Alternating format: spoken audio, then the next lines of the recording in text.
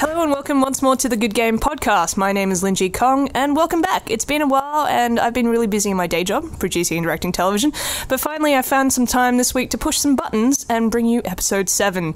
Joining me today on the show is co-ord and well-played presenter of the week, Rad Yeo. That me. Writer researcher extraordinaire, Reardon. Yo. And the head honcho of Pocket himself, Peter Burns. Hey. Hello everyone. Hi. Hi. Hello. How are we all doing? Oh, yeah. On this fine Friday afternoon. It's been a long week, but it's been a good week. It's been a really good week. And I want to kick off talking about a good week. Congratulations, Rad and Pete. Thank for you. all your Thanks. good work on Well Played and Pocket. Thanks. Oh, cheers. So how have the reactions been? I'll go first. Really good for my well-played video. People, for the most part, have been super positive. So just to give a little bit of context, Yeah. what did you talk about today? So over the past week or so, there was some internet controversy about a pose of one of the characters in Overwatch, a female character in a tight-fitting jumpsuit. There was an over-the-shoulder pose released where she's, standing there and looking behind herself, and her butt is kind of a bit central to that picture. And some people were one person was a bit upset by it. He posted about it in the beta feedback forums saying, I don't like this, and I don't think it's in keeping with her character, and I think it undoes some of the work you guys have clearly been doing in creating a diverse, well-represented game. Blizzard were like, yeah, we kind of agree, we didn't really like the pose either, we're going to take it out. But between the first guy's post and Blizzard's post, the internet kind of threw up on itself in anger at the insinuation that the pose should even be removed. I like that phrase, the internet threw up on itself, which is exactly what it did on your Pocket episode yesterday on YouTube. Peter, Yeah, talk us through that. It's been interesting. We had a bit of a dig at the Gamergate crowd, the remainder of that movement. The story started with a Nintendo employee, Alison Rapp, being let go. At the time the news was coming out, no one was sure why she was let go, but in the build up to her firing, some members of the Gamergate community had been sending information to Nintendo asking for her to be let go because of an article that she'd published while she was at university before she worked at Nintendo, which was a thesis piece about the assumptions of pedophilia associated with Japanese media. And it wasn't a defense of pedophilia, but it was an article that kind of Calling for cultural implored sensitive. thought about the differences in culture and approaching the subject in that way. Anyway, this group of people decided that she was a pedophile and went to Nintendo to be like, this person needs to be fired. We didn't really take the firing thing, the firing approach. What we were looking at is the fact that this woman was targeted by this group for no reason other than they wanted a target to attack. And so they attacked her. Really, for no reason than being female in the games industry, right? Yeah, something along those lines. There's barely more of an excuse for them to be looking at her and scrutinizing her history in this way in the first place. Like, the issue wasn't that she was fired, and it turns out, and she agrees, that she had breached her contract in moonlighting in another job. And that's fine. She was let go for, like, a plausible reason at the end of the day. But the fact that people were diving into her past in the first place just because she was a female in the games industry was disgusting. And we took it as an opportunity to oust Gamergaters, tell them that Good Game doesn't want anything to do with them and they can just leave Good Game community behind. And yeah, I think we got a response that was, it's actually quite measured as far as a lot of Gamergate stuff goes. A lot more positive responses than negative responses. A lot of really fueled negative responses, but that was expected. We expected it all to come in. I think the interesting thing is, and you brought this up, 12 months ago, if we'd done this piece, there would be less people defending our position, I think. There would be just as many people who agree with our position, but they would be less inclined to speak up, I believe. And I think that because Gamergate, as a movement, the flame that it is, has died out slowly over the last 12 months, people, when they saw that kind of dissipating, realised that it's just this very small vocal group of angry people that are driving this hate, and they're not scared of it anymore. They're not intimidated by the wall of Gamergate. Yeah, I think one I mean, one key reason is a lot of people actually understand where that hate is coming from. I think last night I was comparing some of the comments on the Women in Games story that we did early last year to the Pocket episode yesterday, and I found quite a few similar names popping up, on both stories. And I wouldn't say they are actually, viewers of the show. They've obviously been linked to both stories from a certain website, which we shall not name because I don't want to give oxygen to these people. But when like Rad, and when you guys think about producing these episodes and these stories, and obviously you might be hitting a nerve with some sections of the gaming public, what do you think about? For me, it is a little bit scary because obviously I'm young, so I'm sort of inexperienced with just generally being yelled at in a way. I'm a new presenter. This isn't my main job. I'm doing this as something extra. And I'm also female. And I'm also a minority. Like, it's all... Yes, I tick all the boxes, yeah, man. I tick you all would the be boxes. doxed. I know. I'm very much in a position where it would be very easy for people to have a really, really hard go at me. Like, I'm kind of all the crossover of what people often want to have a go at. So it is a bit scary. And so I was very careful in choosing my words. But also, you can't be too scared, and you have to realize that if you want anything to change, if you want there to be a good discussion, you have to talk honestly, and you have to talk openly, and you have to say that you're going to say what's important regardless of the terrible people that are going to yell at you for it. And the thing about our position is we're in a really good support network, right? Yeah. Like, we have people that we run scripts through and discuss them with before we record anything. And during the backlash of the process, we're not alone in our house in the middle of nowhere. Like, we come to work, we as a team take the feedback in, and we can discuss it amongst this group and support each other.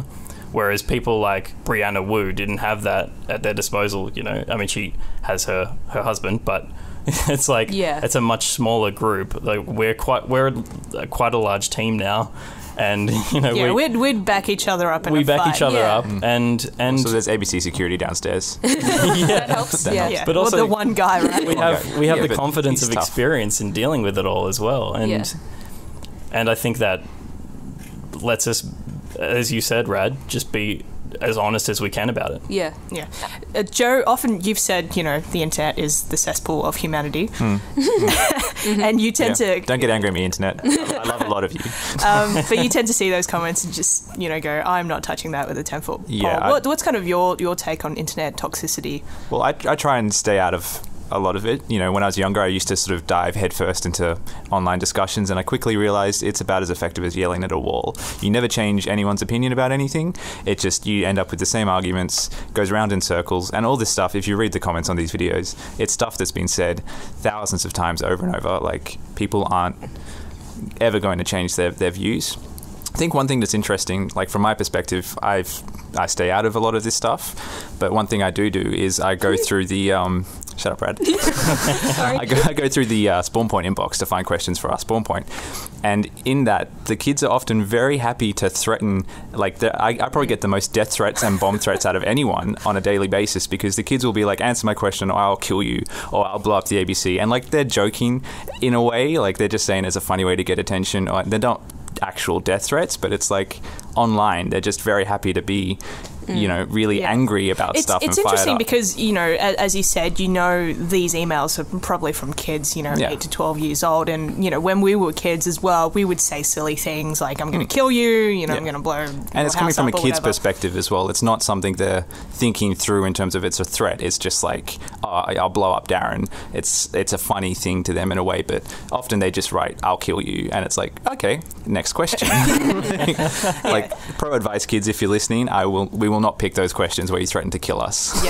Be nice, Be kids. nice, yeah. What's really interesting is I was speaking to a few of you today about kind of the arguments which come up online when people get very, first of all, very defensive, but then they attack the argument for the argument's sake, not really the content. So, as I said to a few of you, if I never hear the phrases, no true Scotsman, logical fallacy, or what was the third one? I forgot. Straw man. If I don't hear those three phrases again in my life, I'm going to be so happy because every time I see those phrases written down, I just go, oh, what is humanity? It's so crazy to me how they've invented their own language that they just everyone keeps repeating it.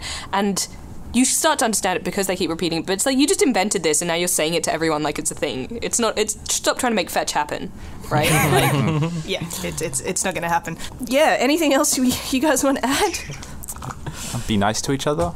Yeah, just let's all get along. I like the fact that Rad, since you started hosting Well Played, is your kind of end line is don't be toxic on the internet, which I think is such a good, kind of comment on what we should be doing, right? Just be nice. And I think it's so relevant to eSports particularly as well, because you generally play eSports games in an online environment with strangers competitively, and that's where the true toxicity comes to a head often. Yeah, and I mean, that exists on a sports field as well. Yeah. Like, you swear at each other. Yeah, you sledge. You're ready to call each other names, whatever. But as soon as you walk off the pitch, it's like none of it ever happened. And it's probably not the healthiest thing to do, but you don't get that reconciliation in an esport because you don't... I mean, some games have a post-match lobby, but you're still slinging things at each other, and then all of a sudden it's usually where it gets the worst. Yeah. But in sport, you walk off the field, you shake hands. You say good game. You say good game. And you say good game in esports as well. Yeah. But, you never get that physical... connection with someone where you can reconcile I feel like everything that's happened emotionally. If any of these people who spew the hate online, right, and they've done this with trolls who've been confronted by the people who they troll, is when they meet the person they troll in real life, immediately they're like, I'm so sorry. And people ask, why do you troll? And, there are many reasons, but a lot of them start spouting their reasons, but they are very apologetic when they get to the moment of actually meeting the real person they're affecting. I just actually wanted to make a few points because it does kind of make me very angry sometimes when I read comments online, and I can't help but read comments. I think we all read comments, right, to a certain degree. I say that it's my job to read the comments, but actually I also just like it. I like to know what's going on. We're all kind of masochists in the end.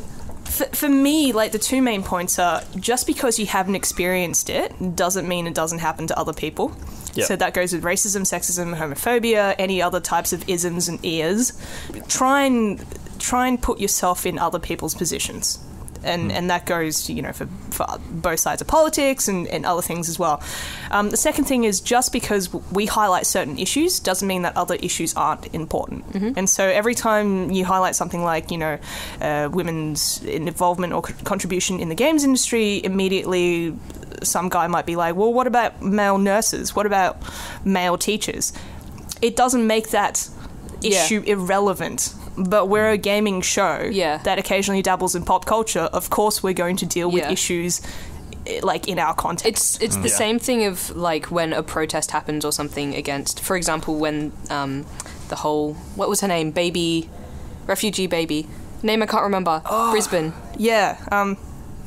People will know what we're talking about. When Brisbane baby refugee was they were protesting for her to stay, and then there would be people driving by and being like, why don't you help the homeless? Two separate issues, mate. Yeah, it doesn't mean that the other issue is important. Yeah, just as relevant. I mean, it's just we're fixing this now. This needs its time in the sun for a bit. Yeah, I wish that all relevant issues can have their moment, but unfortunately we live in this world and that can't happen. I'm at the moment I'm reading Game Changers, which is a brilliant book by Lena van Deventer. I hope that I pronounced that right, Lena, and Dan Golding, who've been in the Australian games industry quite a while as both developers and writers and Lena's end, and on Dan's end, a games critic as well.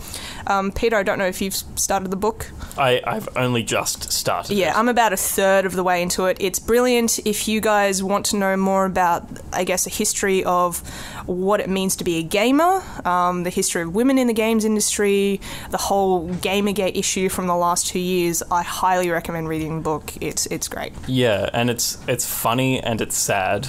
Absolutely, yeah. Yeah. they've really, I think, really nailed the tone of how to approach this subject, because there's a lot of terrible stories, but they try to bring some levity where it makes sense to bring levity, because it's such a harsh topic. Because I've only read the prologue and the first chapter, and I've already chuckled quite a few times just at concepts like being attacked by someone with a profile picture that has a My Little Pony in it.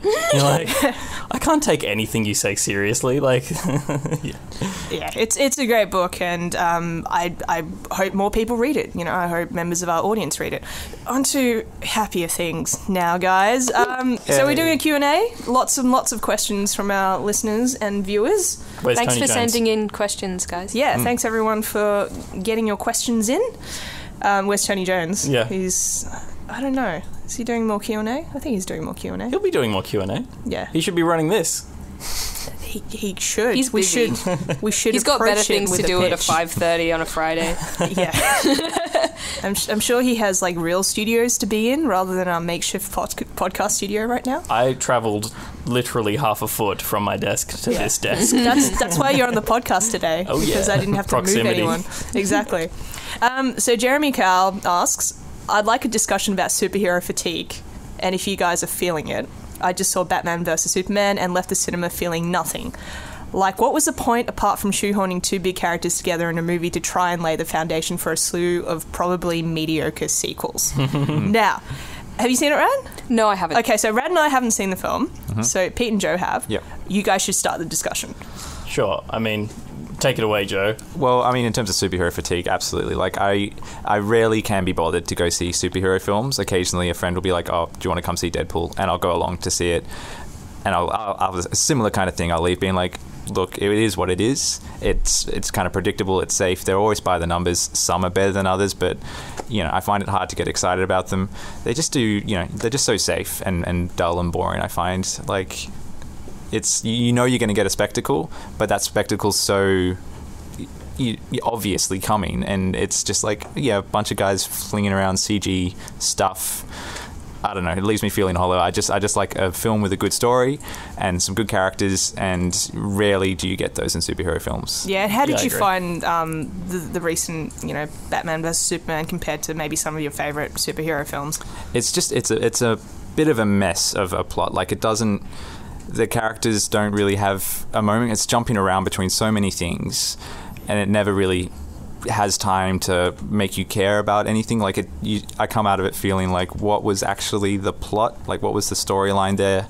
And it's Batman vs Superman. I went in there thinking, look, I know this is probably going to be a bit rubbish. I just want a really good Batman vs Superman fight. And I'm not going to spoil anything for anyone, but the fight's like 3 minutes or something, and then it's kind of like, they're going to be buddies, and you're like, it wasn't a really good fight. And I kind of left being like, well, the one thing it said on the banner, it wasn't.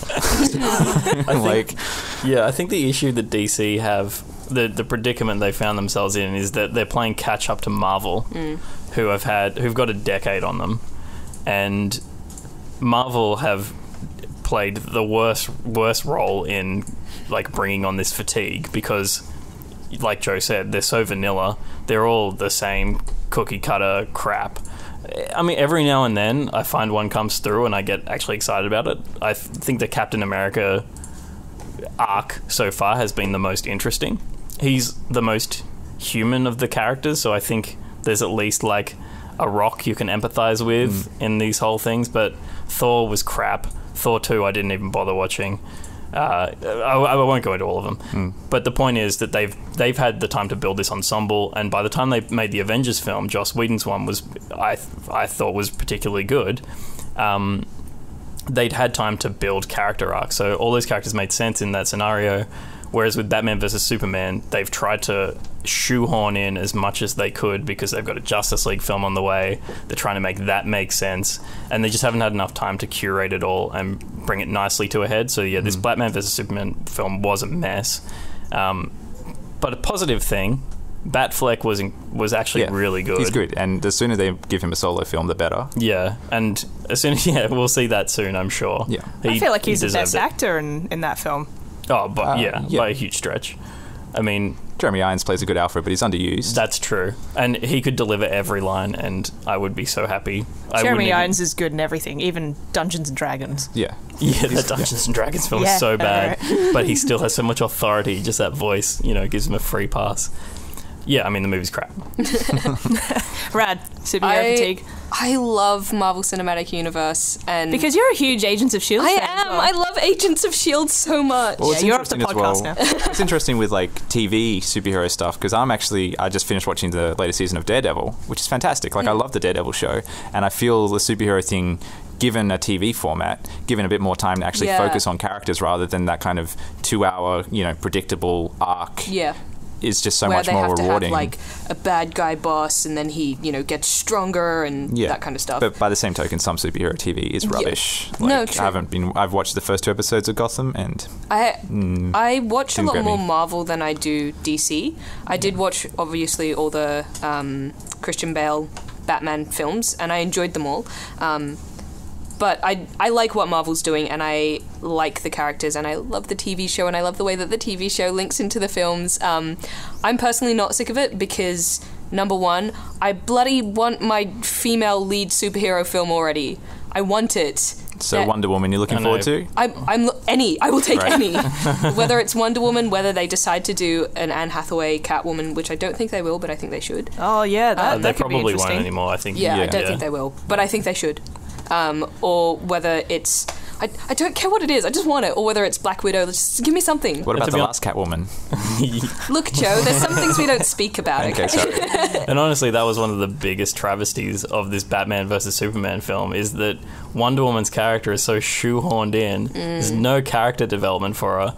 And we're meant to find her cool, and she's really annoying, and Zack Snyder's style makes her even more annoying because he's a hack. Did you see smashes IGN you in had the face with this crap music? Had a funny article about like 5 mundane things she does throughout the film. It's like you see her getting money out of an ATM, you see her valet parking, you see her, just like doing all this mundane stuff kind of before she has her moment to shine. It's like that's the setup for the character, is her getting money out of an ATM. I use the ATM like the rest of you, damn it. I'm just like a regular girl.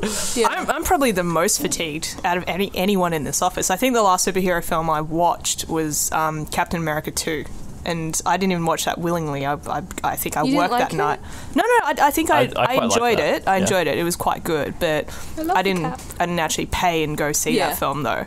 And everything since then, I'm like, just not interested. I think I'm interested to the point where if I can watch it on TV or see it somewhere for free, I absolutely will. Because they're entertaining enough, but I won't go see them in cinemas. I won't pay for them. Yeah, see, I tried watching Daredevil and Jessica Jones on Netflix, and I gave Gotham, I think, 5 eps or something. I think I hate-watched Gotham. I was like, this is so bad, this is kind of good. And I didn't really get into any of them. My issue with comic book adaptations right now is that it feels like the cinematic or the television world is just an extension of the comic books, right? And that you need to be a fan, or you need this kind of level of knowledge of this comic book world to take to the films or the TV shows, which, I mean, it might not be true for everything, but I get a sense that this is what people say, oh, you get so much out of it. Did you read the comic books? And I'm like, I don't care. I go see a film for a film. You get extra stuff, but I don't feel like you have to. You know what I mean? Yeah, but they try and ride that line between fan service and making it quite open and accessible. And they often don't get it right because it can feel really tacky for people who know the source material. And people who don't are just like, I don't know what the hell is going on right now. Well, see, sorry. Ben said a fair bit about that in terms of Batman vs Superman. Like Ben, one of our producers, he is the biggest Batman fan by far, and he was saying that like watching Batman vs Superman, there was it was very predictable because it was just so obviously feeding off the pre-established universe. Like if you're a fan, you go into it and you go, yep, they're doing that, that's that, and it's hitting the exact same beats that are coming, and it's not trying to surprise you in interesting new ways and take the front and do its own thing. It's just like, if you've read it, this is it. in film form. It's not so much an interpretation as it is copy and pasting Wikipedia articles as an essay and handing it in. That's what Zack Snyder does, you know. Yeah. One last thing I will say, the one thing that I hate about Marvel Cinematic Universe is Stan Lee cameos. I do not want any more. He's not funny or interesting. Leave it out. I have the same birthday as him. Just Joe's like, that's a personal insult to me. And Denzel Washington too. Oh, there you So go. there you go. I have the same birthday as Harry Potter. There you go. I think I share Schubert's birthday. I think I've got Jim It's much Carrey's higher class than birthday. what I was going for. Jim Carrey's alright. Yeah, and Maybe that's why you can put so many wrinkles in your forehead when you raise your eyes. Yeah, see?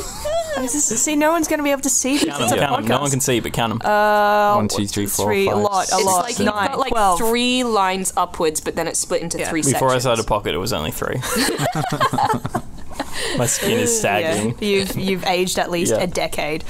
Like, I grew up with superhero films. I loved the original Superman movies and... Say it. What? Say Phantom. Phantom with Billy Zane? Yeah, I was obsessed with the Phantom with Billy Zane in it.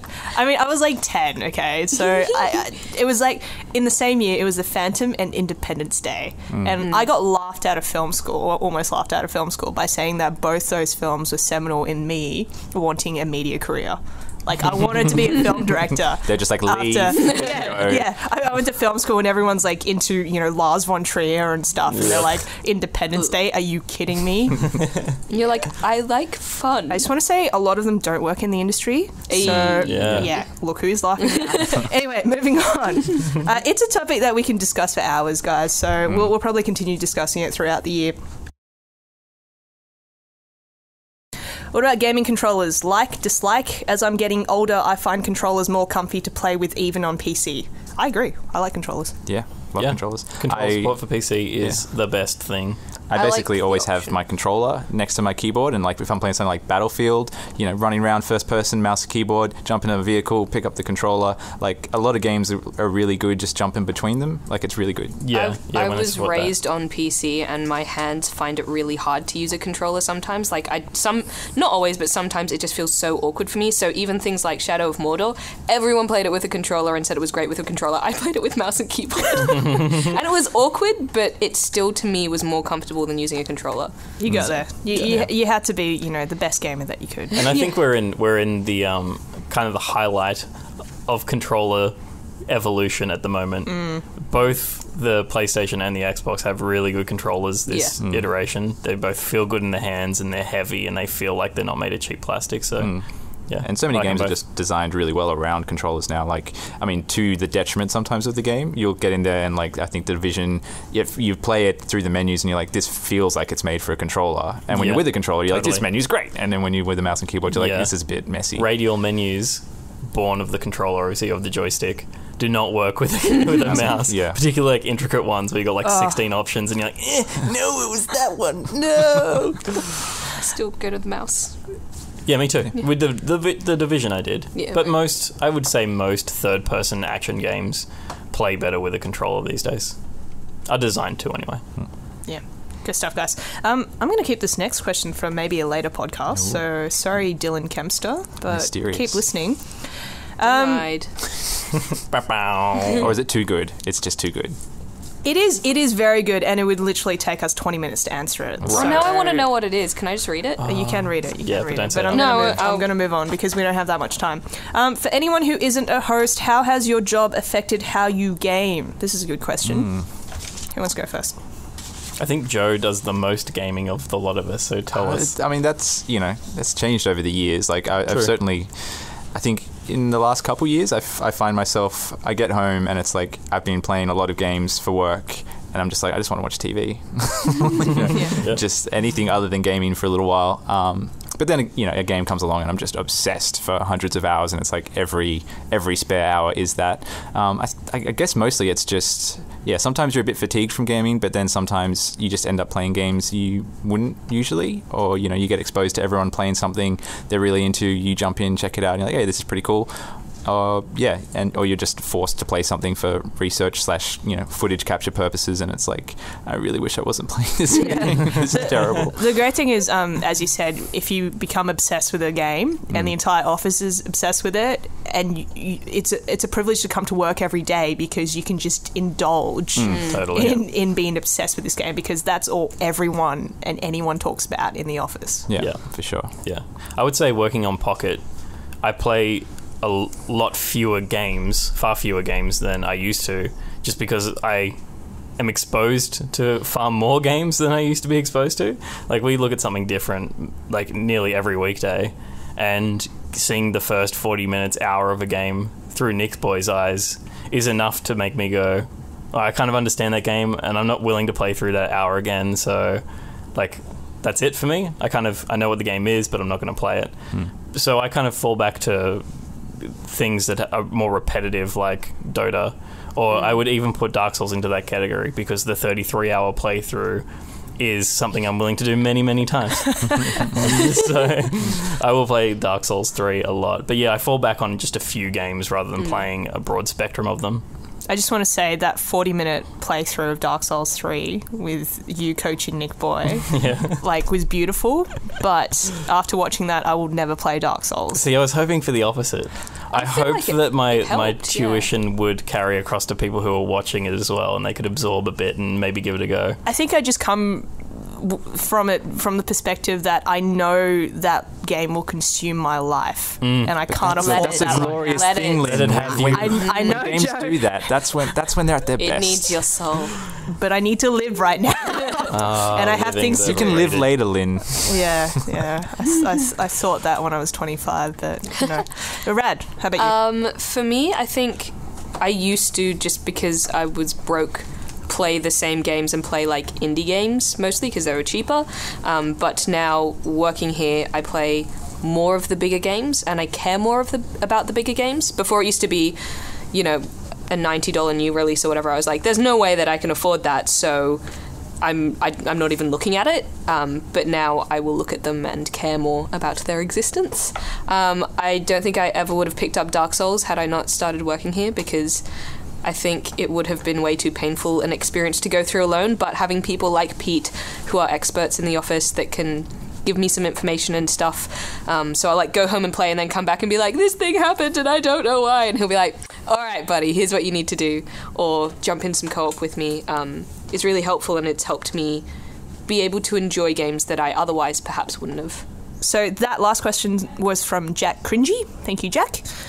Connor Masters asks, mac and cheese or autumn salad? Mac and cheese. If we're talking which one's tastier, mac and cheese. Yeah, I mean, salad isn't food. Wow. Thank you, Rad. What's an autumn salad? I know. That's what I'm curious. Is it like autumn vegetables, like roast veggie salad? Because that's pretty good. Oh, then that. Yeah, sounds good. I like carbs. Yeah, it depends. Oh, it so depends. Like, if you could have the best of both, I think mac and cheese would win, because... Yeah, but if it's there's like so much Kraft to do mac with and cheese, Yeah, no. So autumn salad. Why can't we have both? If you're talking about what I'd order, I'd probably go autumn salad because I'm healthy now. But what I want is the mac and cheese. Yeah. Yeah.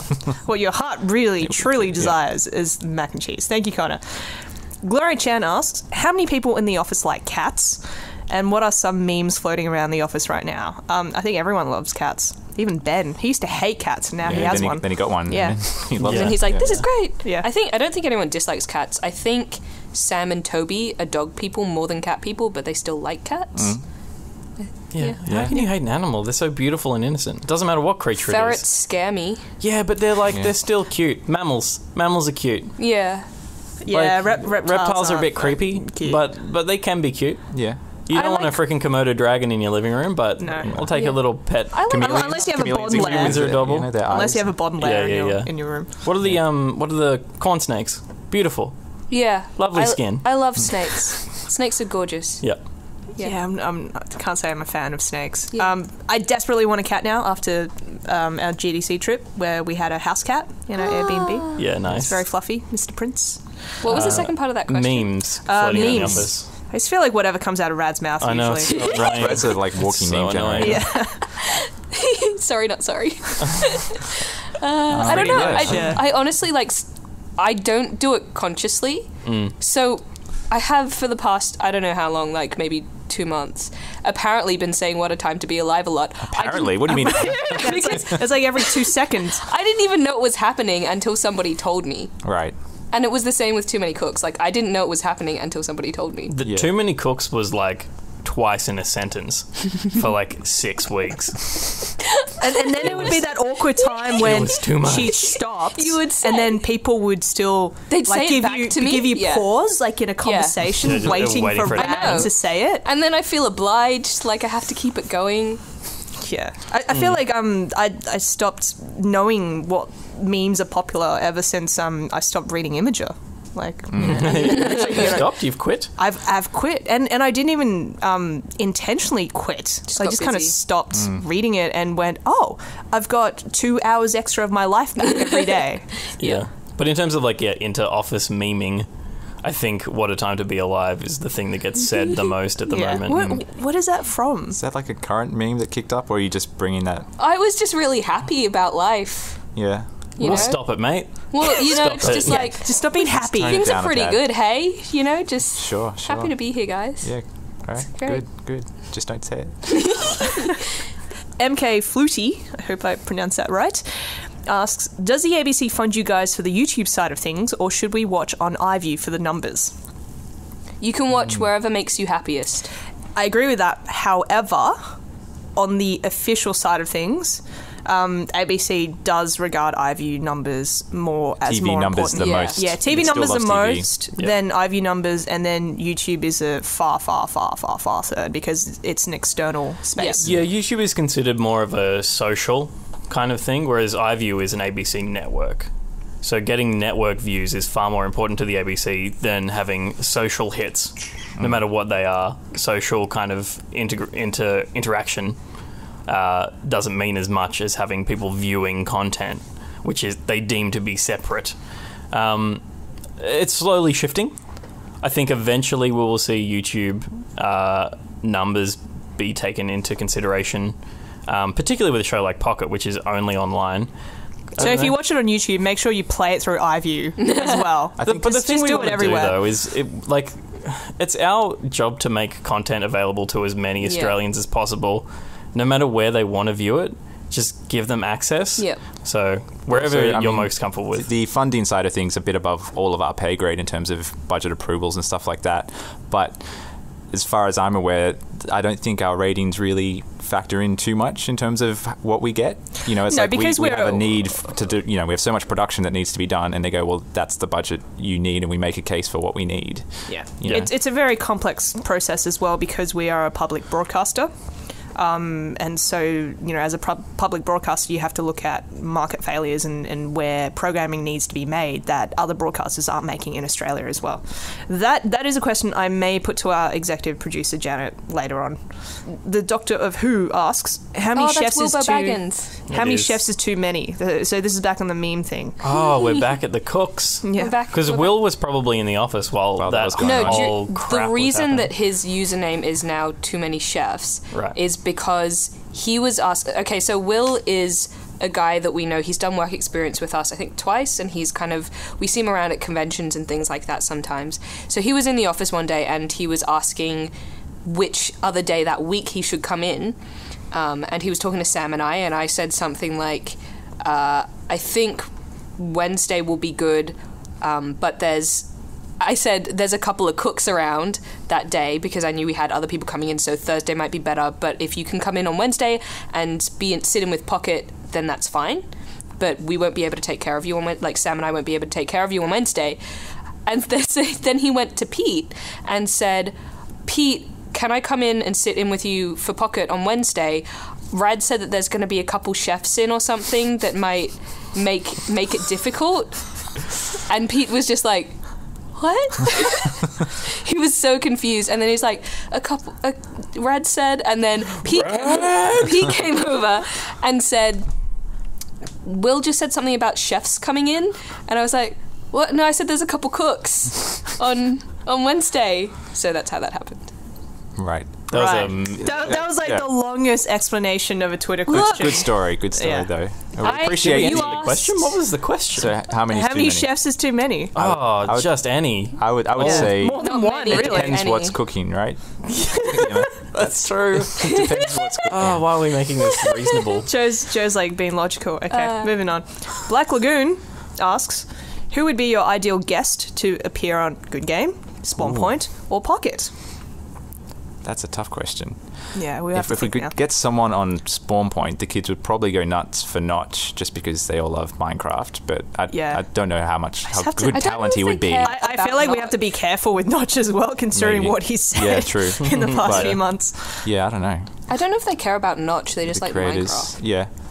They just want people to tell them when the next update's coming. So Yeah. anyone who's involved in Minecraft, you can tell them. Give them that information. When Joe, the I next think we update's should just coming. put you in a Minecraft shirt and you should just appear on the show. I'm You not. should be like I the create guy Minecraft. from Minecraft. Yeah. Let's not do that.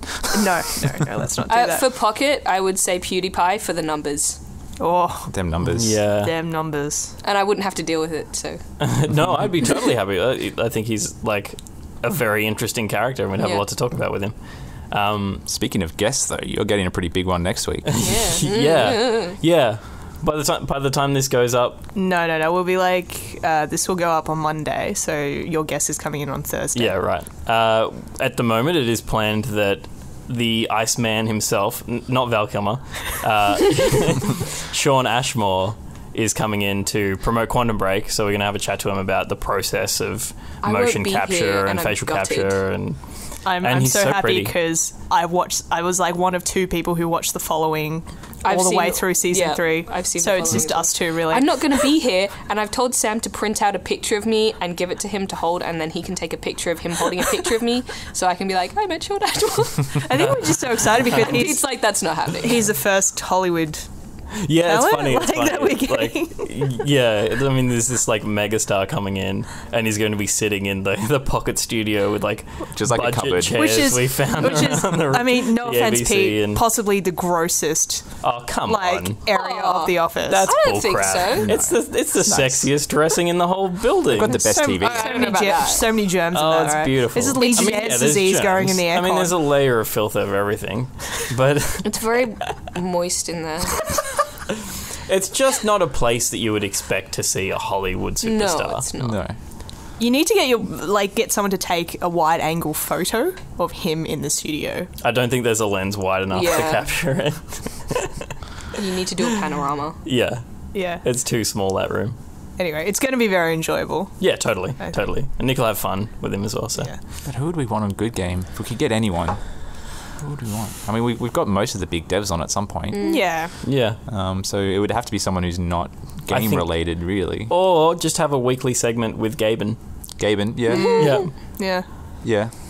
I mean, we did actually I think get we Gaben. we got Gaben At for one an point. episode. I know, but I want a weekly segment. Janet managed to wrangle hosted by him Gaben. into her house. Yeah, I She know. like pulled him aside and was like, "You've got to come to my house." You've And he's got like, to "All right, see yeah." my This is kitchen. the epic skills of our executive producer, Yeah. and Janet. Yeah. Selfishly, I would love to get one of the Muppets or any Muppet or Sesame Street character on Spawn Point. Well, we worked with Randy of Sammy J Yeah. and Randy fame on Pocket, and it was amazing. It was such an amazing process. So yeah, Yeah. The more thing puppets. is, people keep telling me after the fact has happened, you know, they go, "Oh, Cookie Monster was here shooting something for Giggle and Hoot," and I'm like, could you have told me a week earlier so we could have, you know, had some time? And I know Elmo's been in the building quite a few times as Yeah. well, and characters like that who, you know, I would love to have on the show because something like Sesame Street was formative in kind of how I approach making Spawn Point in a way. Yeah, Like, yeah. not the Sesame Street of now, but kind of the Sesame Street of the 80s and 90s that I grew up with. Yeah. How would Darren take having Elmo on board, still in the spotlight? Yes, I would rather Oscar the Grouch, right? I feel like Yeah, they would they're get so along compatible. really well. But Oscar the Grouch may see Darren as a bin and try and Yeah. rip Darren's head off to get inside. Oh, I want to see that fight. That would be epic. Fight. All right, moving on. The next question is from Joseph Barker. Why does Spawn Point run for 23 or /24 minutes a week when you have a half-hour time slot? Because we do what we want. That's not the real reason. No, that's not the real reason. I guess I will answer this question. When we say half-hour time slot, it's not usually half an hour, because broadcasters also like to put interstitials or promos in as well. So when you think of a half-hour slot, even with Good Game itself, rarely do we hit 30 minutes. You know, we can be anywhere between, I think 26 and a half and 29 and a half. And 29 and a half. A big show for Spawn Point, we can be anywhere from 23 and a half to 24 and a half. And if you watch ABC3, they do more interstitial programming, because naturally that's what kids programming have a lot of. If you grew up watching Postman Pat or Fireman Sam or Super Ted, usually they run, Little 5-6 minutes? Yeah. Exactly, and they need spots to fill in. And the interesting thing with Spawn Point is, do we still get repeated like 4 times a week? Yeah, it's something like we've got 4 slots a week. And if you think about the nature of TV, you know, you've got 24 hours to fill a day, or I think for ABC3 it might be 12, and you have to fill it to that second. You can't make more time in the day, you can't make less time in the day. And so you have to make sure that everything slots together like a big, giant jigsaw puzzle. So I don't envy those guys. When you put it that way, it's terrifying. Yeah, it's absolutely terrifying, because I spent about 3 months in News 24, and with news, they basically shape the outs of each program to the exact same second as the hour. So if you have a 3-hour show and your program is maybe 16 seconds short, your outro music goes for 16 seconds exactly to fill that hour up, because otherwise your whole schedule would bump out by like 16 seconds. Yeah. So crazy stuff. Bit of technology. Time. What is time? Yeah. Brian McNamara asks, what is the coffee, tea, hot chocolate preference division in the office? There's a lot of coffee drinkers. There's a morning coffee ritual with like half the office goes in, as soon as they come in, they leave again to go get coffee. Janet's religious tea drinker. Like 4 o'clock every day, she has her tea, and she'll shout if there's no milk to go in. Yeah. So it's one of the things production coordinators learn quickly, is to make sure there is always milk. Pretty much the lowest person on the totem pole has to go get milk. Yeah. I prefer tea, but I go on the coffee run because I like the company. Yeah, you just want to fit in. I just want to be loved. No one likes tea drinkers, mate. Oh my gosh. I'm drinking tea right now. Yeah, I like tea's pretty good. Coffee's pretty good. I love hot chocolate too. I don't get it. That's a good point. I don't think I've ordered hot chocolate in years. Yeah, you should get on that with marshmallows. Let's do a hot chocolate day. So Thank you, Brian, for the idea. We should. I think it's the idea of paying $4.50 for a hot chocolate, though. Yeah. I think you go, but hot chocolate for me is like a bit of cocoa and a bit of milk and sugar. Yeah. Like I don't think of it as worth $4.50. True. But I think a lot of places do that, like African red chocolate syrup stuff, which is pretty good. Right. That's some pretty upmarket hot chocolate. You got to get on that. Will at WillP1 asks, has the office refit had an impact on the way you all work together to put together the show? Or put the show together, sorry. How was it grouped / laid out? We didn't actually have a full refit, so everyone's still sitting in the same places that they were for the last couple years. Oh, Pete's moved. I came a bit closer to everyone else. Yeah. Ben stole an office, and that's about it. Yeah. So it was very minor reshuffle. We just kind of cleaned up and fancied up. Drew on the wall. Yeah. By fancied up, I mean graffiti. Basically, at the start of the year, Ben just went, I'm going to grab that office, and no one said anything. I'm fine that he did, because he's done it up really he's nice. He's done a great job with the office. And we can awesome. film in there now, and he cleaned up other stuff around the office, so I'm like, dude, go for it. Yeah. Good job, Ben. Yeah, it's all Ben. Yeah, Ben's not here. It's okay. But essentially, we're all still sitting together, and I guess we all work nicely with each other. We're weirdly close for an office. Yeah, it's all pretty much the same workflow as it was before. Yeah. Very little's changed. Yeah. It's nice that I get to interact with people more, though. Yeah. You were I kind of had a desk last year, but I didn't really use it. I was just in the pocket room, working on my little laptop. Yeah. But now I kind of get to interact, and probably to the annoyance of the grievance of everyone around me. No, I like seeing you have some input into some of the game stories and stuff as well. I've sat next to Goose for 5 years now. Going on 5.5, I think. And I love him. I actually see him more than I see my family. Yeah. I sense a butt coming on. Yeah, there's a giant butt. I want to say there's a butt, but there's really not a butt. There was a butt coming. There was a butt. There was a You butt were about coming. to There was say... a- I was just, That story had to go somewhere with the butt. Like, I just wanted to say, because you were saying, you know, you They give you hoped that, you know, you didn't give us grief and Yeah. stuff. I mean, we sit in a pod with Goose. Yeah, so comparatively, I'm all right. Yeah. Yeah, good. You're not poking me in the ribs asking me to look at Imager every 5 minutes. Have you seen this Imager cat? Yeah. Hey, Lin. Yeah. Look at the Imager cat. Goose, I'm trying to work here. Yeah. No, it's great. I love him. I do. I do not believe you. Yeah. He's gone now. He's gone home, so it's fine. Next question. Finian O'Connor asks, why are you guys so awesome? Thank you, that's a Finian. very self-indulgent question already. Yeah, I love but it. true, very true. And why isn't there more screen time with other members of the crew, editors and all? I think we're actually adding more people to the Yeah. front of screen, like Rad. Yeah. It's the reason for that would be it's because it's not their job. Yeah, But we don't get paid for it. Yeah, but we have started to do it because it's enjoyable and we know you guys like it. So Yeah, and I mean, particularly Pocket is a great avenue for that to happen. Some people just aren't as comfortable in front of a camera, though, you know, like, Yeah.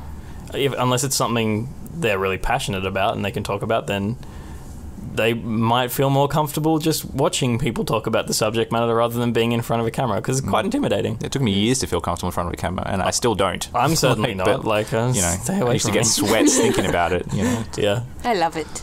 there you go. Yeah. Natural born presenter over here. Yeah, you know. you love attention. But it is interesting, right? I mean, the more times that you have been on camera, and obviously you get that instant feedback online because, you know, something like Pocket and Well Played, it's very much instant when it goes up on YouTube or Ivy. You get the comments, you get the Twitter comments as well.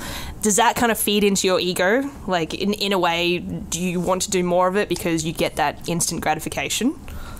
I think you would want to do less of it if people hated you, for sure. Yeah, naturally, I So, get that, yeah. so the positive feedback definitely does play into doing more. But I also think I don't know. I don't know if I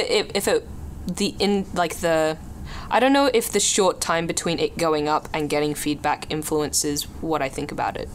I think the biggest point why we don't have our entire crew in front of the camera is there needs to be people behind the camera making Takes the a lot content. to It get actually made. takes, 3 to 4 times the amount of people in front of the camera to actually make the programs and make the content. And so if we're all in front of the camera, like, you know, no one's going to actually make the doing any content. work. No one's going to be doing any real work. Editors need to be editing. Yeah, and Yeah. it's an extra strain as well to be doing what is then essentially 2 jobs if you're doing what you do and then you're also taking time off doing what you do to film. The time that you would have been spending working, you have to make that up somehow. Yeah. And it's So, also, the amount of time you see us on camera is usually about a tenth of what is Yeah. actually spent on camera. Yeah. You know, Yeah. it might Or take 40 minutes to setting shoot up something, or- which yeah. ends up being a 5-minute thing. Yeah. Absolutely. And what we're saying is, you know, Barjo and Hex should really help out with the coordinating. Yeah, absolutely. You know, they should pick up the slack. I don't know if I trust Barjo to like remember to do things. So. I'd let him do an edit, though. He's got some just wild to see, ideas in just an to see edit. what happens. It would just be his nipples for like 15 minutes of just superimpose his nipples on everyone's eyes. just flashing nipples Yep. the entire time with music. Well, almost to the end. It's good. Joe O'Brien asks, what's the most memorable moment you've had while gaming, and can you all get pie after the podcast? Don't know about the pie, but what's your favourite gaming moment? That's a hard question because, like, memorable gaming moment. Because when I think about, like, the games that stay with me, like, I loved playing... I mean, I kind of enjoyed playing Watch Dogs, but I couldn't tell you anything that happened in my play of Watch Dogs. You know, there are so many games that fit that bill that are, like, I spent 25, 30 hours in it and don't remember it. But then I think back and I have memories of playing Donkey Kong Country on my SNES and beating K. Rool for the first time, and that, you know, that lingers on. I guess, like, the game that I remain the most passionate about after this long period of time is Morrowind, which I maintain to this day is the best game I've ever played, and it will never be trumped. But was So there a Never say moment? It's never. just the whole moment of playing. I mean, it was a moment in my, and it was my childhood. It was a formative game, a seminal game for me. It kind of made me realize that games were more than just like a fun, short platforming experience. They were a massive storytelling powerhouse. and Morrowind smashed that out of the park. And I just, like, all these stories, all this lore just flooding back whenever I think about something, you know. Like, I subscribe to all the forums and follow Elder Scrolls lore and stuff like that just to kind of get that little kick again. Yeah. There's no particular moment, but that is a moment in my gaming history that sticks with me the most. Very cool. Joe? I wouldn't say this is my favourite, but it's memorable for sure. When I was much younger, I had my Nintendo 64 and played a lot of Super Mario 64, as anyone would have. And I probably got to about... There's 121 stars, I think you can get in that game. 120, yeah. I got to about 120, yeah. Maybe there's one extra, and then you can find Yoshi. Like a secret one, for Yoshi. I got to about 112, somewhere around that, and then my brother was just being a jerk and bullying me and was teasing me and being like, "Oh, I'll delete your save, and was kind of like hovering his finger over the button, and just like didn't mean to, but he did delete the save, and it's like that was like 30 hours of... Probably more than that, because I was a kid. And as a kid as well, that 30 hours would have felt like a lifetime. Yeah, like it felt like I'd been playing that non-stop for a while, and he just destroyed everything. So that was memorable, and I will never forgive him for it. I have a similar story that I was maybe not going to tell, because I was like, maybe it'll look like I'm too salty. But now that I'm still salty, like, you know... Like, I wouldn't say I've forgiven him. Like, I've moved on. Yeah. I accept it's happened, and I don't, you know, I don't begrudge him, but I haven't forgiven him. I have a semi-similar one. When I was a kid, like, every single birthday and Christmas, we were always like, as a combined gift, can you please buy us a gaming console for all our gifts for the year? We just really want one. And our parents were like, nah, like, just not keen. And one time, finally, at a garage sale, they found a gaming console and they bought it for us. I don't know what it was, because I was a kid and I didn't read whatever it was. But it used cartridges, and I remember one lovely sunny Saturday morning, I was playing like a tennis game with my sisters, and the cartridge was screwing up. And we had a system, obviously, where you pull the cartridge out, you blow it, put it back in, it's fine. My sister wiggled it in the machine while it was still on, and it just died, and it never came back. And we'd only had it for like a week. And I was just like, why did you wiggle it? And we never got another one. That was it. It was done. Oh man, so much childhood trauma. Yeah. That was a memorable one, yeah. Jeez. I'm sure there's a lot of these horror stories out there. Yeah. Siblings, man. Just family in She general. felt really Never bad have because she siblings. wanted to play with it as well. So it's like it was a complete accident, and I've forgiven her and it's fine. But it was just... Yeah, I'm tearing up actually a little bit just thinking about it, and I don't cry, so... Yeah, my heart's just dropping for both of you. You say you don't cry, but earlier today you were like, if the burger place isn't open, I will cry. No, I cry when I'm hungry. I cry when I'm hungry, absolutely, every time. And when consoles die. Yeah. Yeah. When you think about that. Yeah. Yeah. Other than those Well, stuff. yeah, I don't cry about emotional stuff generally. Okay, sure. Burgers, Just though. yeah. Yeah.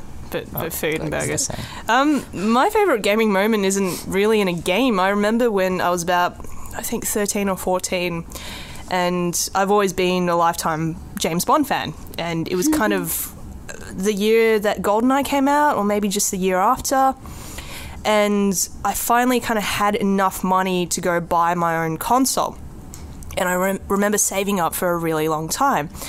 And I remember I was so geared up for GoldenEye that I went and bought the cartridge before I bought the console, because I was afraid that someone would take that cartridge from the Toys R Us that I went to before I had a chance to buy the console. So I had all this money saved up, but I think I needed more money for the console or something, or maybe I needed to buy the console from another shop. I can't really remember, but I remember keenly that I purchased a cartridge and I just had GoldenEye sitting on my desk at home with no console to play on. You're a big nerd. Because I am such a big nerd. I say that with affection. Yes. I think it's a good thing. So that's my favourite gaming moment. Last question. Alison Lee asks, what is your favourite flavour of pie? And this is a perfect question to go out on. Pink Girl watches too much Pocket and is asking that question again. Well, people who watch Pocket already know my answer to this. I think we answered it like a few weeks ago, a couple of months ago now. The big question is sweet or savoury, right? And if I'm going to eat a sweet pie, it's a lemon meringue. Yeah, good choice. Delicious. Yeah. Not heaps pie-y, but it's a pie. they have pie in the title, so I'm including it. And I love fish pies for like savoury, warm pies. If you get like a nice salmon pie, it's like potato on top, delicious. Don't give me that See, face for me, I wouldn't even think about putting like a red meaty type of fish into a fish pie. Like fish pie for me, I'm thinking, you know, a white fish of some kind, like I don't ling feel like or... I've ever heard the words fish pie before right Fish now. pies are good. They're so They are good. They are I don't know. Sorry, Rad, we're Asian. We don't do that kind of stuff. Yeah, I just don't. I'm not. But now my answer's going to make me seem really disgusting because I'm like, fish pie, hell no. One of my favourite pies is something I invented with my sisters called carb pie. And it's basically where you put mashed potatoes and macaroni into a pie and then you eat it. Yeah, that's a lot of carbs. Like, So what's the topping like? Do you put it on into a pastry filling? Like pastry on the filling? bottom, pastry on the top, and you pie cook it. Is it like macaroni and cheese? Is there cheese in there, or is it just You can put macaroni? cheese. So is there It's not sauce? Like, is it Is it just just put is it raw pasta and pasta? potato? Just No, seems a you bit cook dry. the pasta, and then you Like- put mashed potato, and then you put macaroni. that seems like a lot of work for a shit meal. It just seems like Three different No, things. it's when right? you've got... You're it's- cooking pasta, you're cooking mashed potato, and you need to mash the potato It's before it when goes you've into the got pastry. mashed potato just already there, and pasta's easy to cook, and then you make a pie. I'm just worried about the sauce. Like, do you eat it with gravy, tomato sauce? Like, you know, otherwise it's dry though. Like, there's no.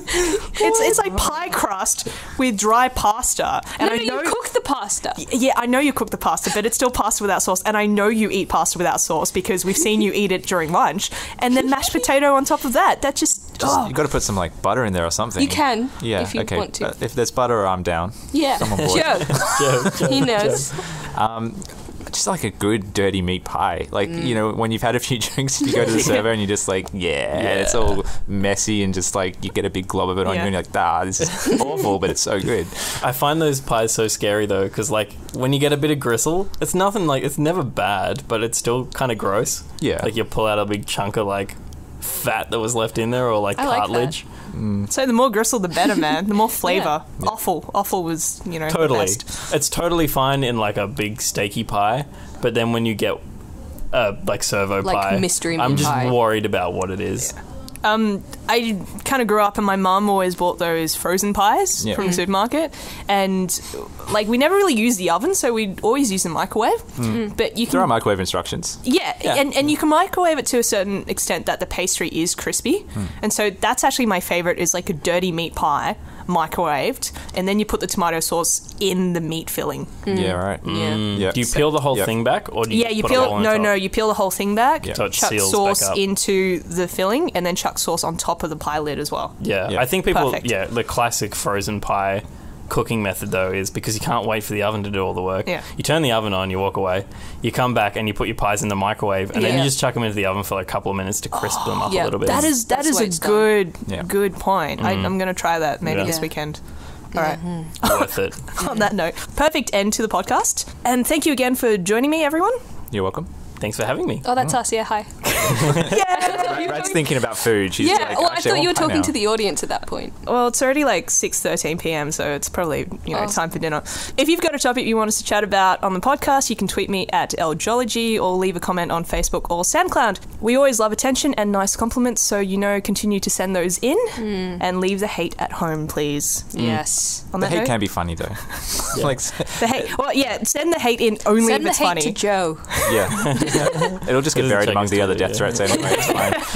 It's so good. On that note, goodbye. Bye. Good pie, everyone. That was for you. I don't get it. Thanks, Peter.